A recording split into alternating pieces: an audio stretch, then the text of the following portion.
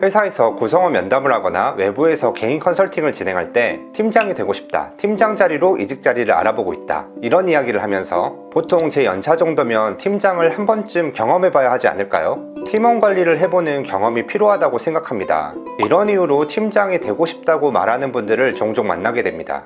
하지만 안타깝게도 이런 이유로 팀장이 되고 싶다고 하시는 분 중 실제로 그런 기회를 얻는 경우는 많이 보지 못했습니다. 사실 팀장급의 채용 공고를 보면 최소 2명 이상의 팀원들과 일을 해본 경험이 있는 분들, 이런 자격 요건이 명시된 경우가 많습니다. 그래서인지 팀원 관리를 해본 경험이 있어야 내 커리어에 더 많은 기회가 생기고 몸값이 높아진다, 이렇게 생각하시는 분들이 적지 않습니다. 틀린 말은 아니지만 역설적으로 이런 이유로 팀장이 되고 싶어 하시는 분들은 팀장의 기회를 쉽게 갖지 못합니다. 팀장이 되고 싶다, 되어야겠다가 아니라 어떤 사람이 팀장이 되는 걸까, 그 이유를 고민해 본다면 그 이유를 더 명확히 알 수 있을 겁니다. 팀장이 된다는 것, 역할의 의미를 먼저 이해하는 것이 가장 중요한데요.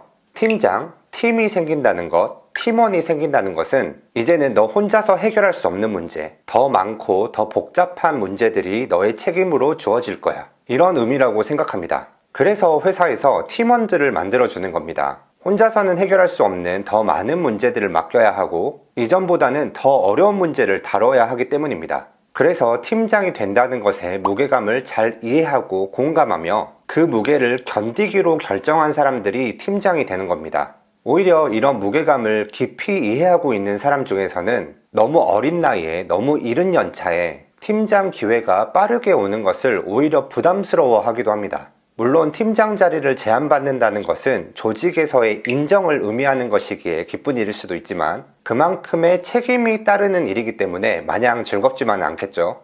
이런 분들은 팀장이 되는 것이 단순히 승진이 아니라 매우 어렵고 신중한 선택이라는 것을 잘 이해하고 있습니다.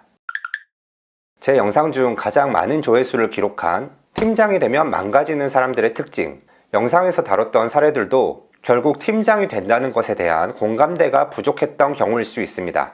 해당 영상에서 팀장이 되고 망가지는 이유를 2가지 언급했는데요. 첫 번째, 팀장이 되고도 실무자 때처럼 모든 걸 혼자 해내려고 하는 사람. 두 번째, 반쪽짜리 에이스, 시장이 아닌 내부 고객, 상사의 문제만 해결할 줄 아는 사람. 첫 번째 케이스, 팀장이 되면 이제는 나 혼자서는 해결할 수 없는 문제가 주어진다, 이 역할의 전제에 공감하고 있다면 자연스럽게 앞으로 문제 해결을 위해서 팀원들에게 어떤 도움을 받아야 하는지, 어떤 일들을 팀원들에게 위임해야 할지, 그리고 내 시간과 에너지를 어디에 집중해야 할지 고민하게 됩니다. 하지만 혼자서 모든 걸 해결하려고 하는 사람은 이 기본적인 전제조차 제대로 받아들이지 못한 상태라고 볼 수 있습니다. 두 번째 케이스는 실무자 때 주어진 문제와 팀장이 되었을 때 주어진 문제가 전혀 다른 차원임을 이해하지 못한 케이스입니다. 실무자 시절에는 예를 들어 마케터라면 주어진 예산 내에서 실행계획을 잘 세우고 특정 사안에 대해서 의사결정권자를 잘 설득하는 데 초점이 맞춰집니다.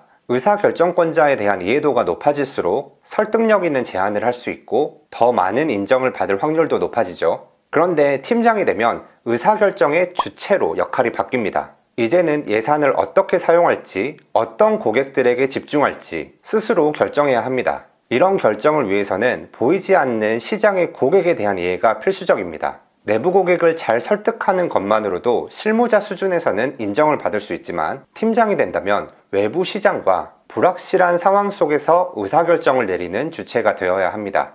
따라서 문제를 해결하기 위해 필요한 노력과 사고방식을 근본적으로 전환해야 합니다. 그래서 보통 팀장의 자리는 이 무게감을 이해하는 사람들에게 주어집니다. 팀장으로 선발된 사람들 역시 대부분 처음으로 팀장 역할을 맡기 때문에 업무를 어떻게 팀원들에게 위임하고 팀으로 문제를 해결할 수 있을지 리더십에 대한 훈련이 필요합니다. 또한 시장의 고객에 대한 인사이트를 얻고 의사결정에 반영할 수 있는 훈련도 지속적으로 이루어져야 합니다.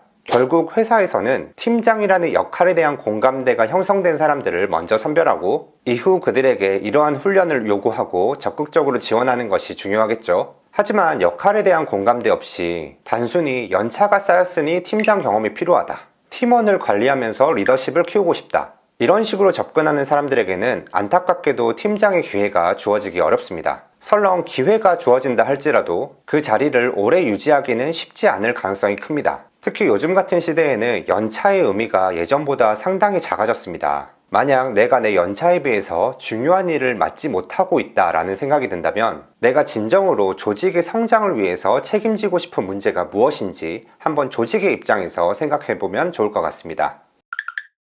팀장이 된다는 것은 혼자서 해결할 수 없는 더 큰 문제를 책임진다는 것을 의미합니다. 따라서 조직이 요구하고 있는 책임을 내가 충분히 이해하고 공감하고 있는지, 그 책임이 나에게 주어진다면 기꺼이 감당할 자신이 있는지, 그리고 스스로 정말 팀장이 되는 것을 원하는지 한번 생각해 보시면 좋을 것 같습니다. 내가 책임지고 싶다는 마음으로 책임을 선택할 때와 누군가가 강제로 책임을 지게 했을 때 그 책임을 헤쳐나가는 데 필요한 에너지는 엄청난 차이가 난다고 생각합니다. 그래서 조직이 원하는 책임과 내가 원하는 책임이 무엇인지, 그리고 그 사이에 어떤 교집합이 있을지 잘 고민해보고 여러분의 에너지를 극대화할 수 있는 좋은 선택을 하시길 바랍니다. 오늘 영상도 좋으셨다면 좋아요, 댓글 부탁드리고 구독해주시면 더 좋은 컨텐츠로 찾아오도록 하겠습니다. 감사합니다.